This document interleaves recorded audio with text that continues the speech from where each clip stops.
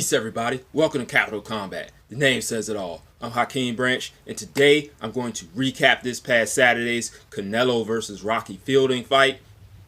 This is going to be a little bit of a different video because I shot the preview video and didn't get a chance to put it out. So the preview video is going to be linked to the end of this recap video if you want to catch my thoughts pre-fight on what I thought was going to happen. Also, if you haven't done so yet, make sure you hit that subscribe button, especially if you like to hear more about the fights than personal opinions and rhetoric and agendas. You know, like some people only like certain fighters and they disparage anybody that's not like that fighter or anybody that's in their vicinity of fighting that fighter. If you like to hear about the combat and what happens in that combat, and that's it, then this is the place for you. So tune in to Rob and I, and we'll give you that. So, into the recap of this video. Now, I should say the recap of the fight. So, we weren't expecting much from this matchup because prior to fighting Canelo, the best person that Rocky Fielding had fought was Callum Smith, who dispatched of him in one round. Now, one of the things in this fight that you'll see when you watch the preview video right after this one, because this is going to be really short because the fight was really short, is that you can sometimes use fight math to determine the outcomes of fights. It's not always 100% accurate. It's not like, you know, actual math. Anyway, because previous to this, the best person he fought was Callum Smith, who is much bigger and stronger than Canelo, took him out in one round. I was expecting Canelo to take about 8 to 10 rounds, and you'll see why in the preview video. Anyway, it only took him 3.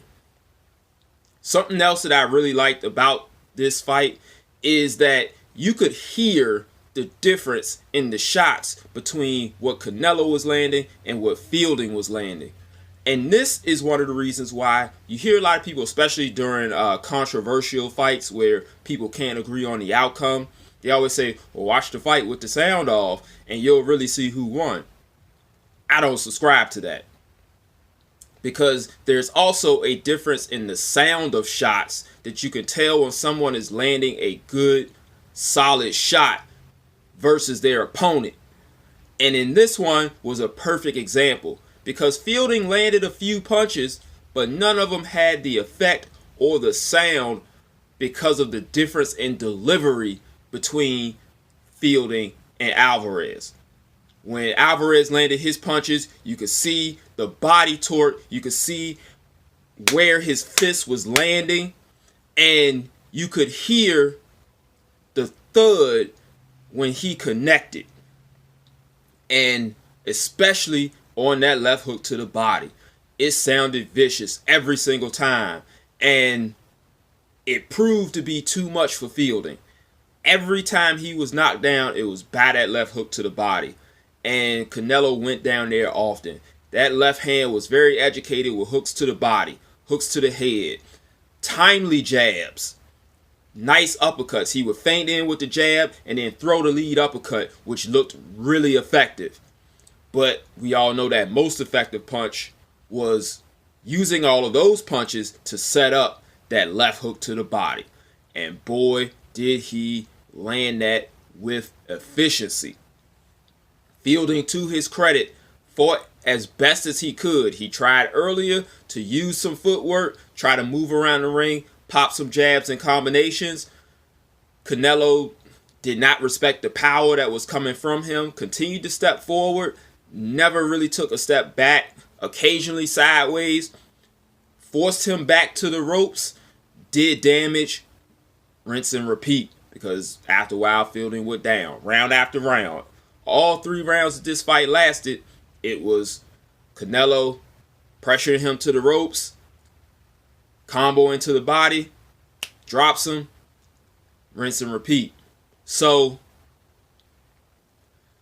it was a good fight to see the improvements that Canelo has had.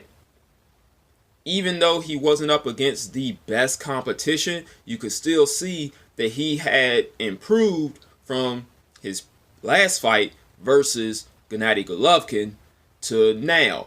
There was a little bit more technical placement in some of his shots, but that also could have been due to the lack of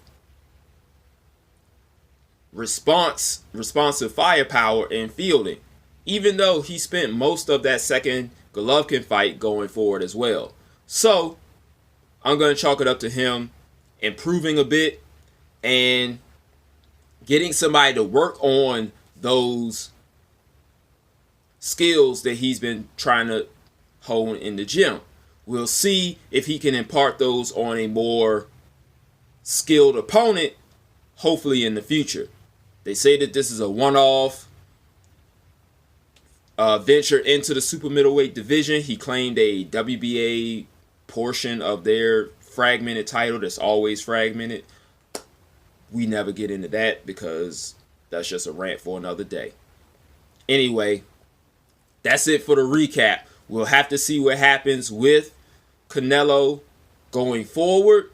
And like I said, follow us on social media, Capital of Combat on all platforms. Hit us up in the comments. What did you think of the fight? How do you think he looked? How do you think he'll fare against those middleweights that are coming up and vying for that spot of king? We got plenty of fights coming up to determine who's going to challenge Canelo for that king position. So we got a lot of fights to look forward to going into the future. And Rob and I will be here to recap them all. Also, stay tuned. We're going to have a year-end recap where we talk about everything that went down, the big fights, the most exciting fights, and all of that good stuff. And we'll have that for you probably late December. So thanks for watching, guys, and we'll catch you in the next video. Stay tuned for the preview of the Canelo and Fielding fight that's coming up right now. So until the next time, fight on. Peace, everybody. Welcome to Capital Combat. The name says it all. I'm Hakeem Branch, and today I'm going to talk about the DAZN pay-per-view boxing attraction that we got, the promotional debut, well, not promotional, but the network debut of Saul Canelo Alvarez taking on Rocky Fielding in a super middleweight fight. So this is going to be Canelo's first fight at the 168-pound super middleweight limit. Now, we know a few years ago he fought Julio Cesar Chavez Jr. in a fight that was at 165 pounds, which is still the super middleweight division, but not the full limit. So let me tell you, I got my I got some MMA going on right now, watching Bellator. But anyway, I'm gonna go ahead and mute that so I don't miss out on anything. I want to talk about the differences in these two fighters and what we will expect to see for those that are tuning in. Now, I know most of us are tuning this fight out because it seems like a stay busy showcase fight for Canelo. And the stat line looks that way. We have someone who we don't really know about in fielding, has a glossy record, and the one loss that he does have on his record is against a current world champion in Callum Smith. Now, there are stark differences between Canelo Alvarez and Callum Smith. So a lot of times that fight math that we like to do doesn't quite add up. Now, that's not to say that Canelo isn't going to run through Fielding, which I think he's going to win. We all pretty much think that. It's just that Callum Smith is a tall, power-punching, technical boxer, and Alvarez is a little technical, but he's nowhere near as tall as Callum Smith, and he does not have the same power as Callum Smith. So the approaches are going to be different.